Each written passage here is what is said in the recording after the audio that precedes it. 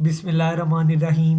अस्सलाम वालेकुम dear friends, welcome back to our channel. उम्मीद है आप सब खैरियत से होंगे और हमारी वीडियोस को लाइक कर रहे होंगे। मेक श्योर करें कि आप हमारे चैनल को सब्सक्राइब कर लें ताकि लेटेस्ट वीडियोस आपको मिलती रहे। आज क्रिमिनल लॉ के अंदर मजमूआ ताज़ीरात पाकिस्तान के अंदर हमने सेक्शन 300 को पढ़ना है, जो कि कत्ल अम्द को डिफ़ाइन करता है कि कत्ल अम्द क्या होता है। तो आइए सबसे पहले बेयर एक्ट की लैंग्वेज देखते हैं।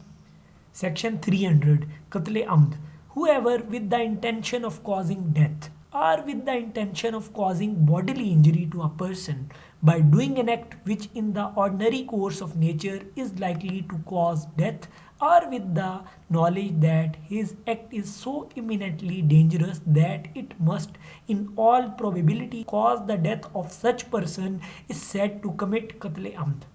सिंपल अल्फाज में कत्ल अम्द को ऐसे बताया गया है कि अगर किसी बंदे की ऐसी कोई नीयत हो कि वो किसी दूसरे बंदे की मौत का सबब बनना चाहता है, यानी वो किसी दूसरे बंदे को मारना चाहता है, या फिर उसकी ऐसी नीयत हो कि वो किसी बंदे को, दूसरे इंसान को कोई बॉडीली इंजरी पहुंचाना चाहता है, और इसके लिए वो कोई ऐसा एक अमल करे, ऐसा एक्ट करे जो कि आम हालात के अंदर अगर वो अमल किया जाए तो किसी दूसरे बंदे की मौत वाक़या हो सकती है उस अमल से, या फिर उसको इस बात का इल्म हो, नॉलेज हो कि अगर वो उसका एक्ट जो है वो इतना ख़तरनाक है किसी दूसरे बंदे की मौत वाक़या हो सकती है, और अगर ऐसे एक्ट की वजह से फिर मौत वाक़या हो जाती है किसी बंदे की तो कहा जाएगा उसने कत्ल अम्द कमिट कर दिया है।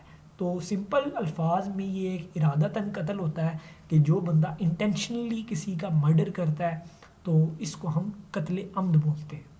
तो उम्मीद है आज की वीडियो आप लोगों को समझ आई होगी। आपकी समातों का बहुत शुक्रिया। अस्सलाम वालेकुम।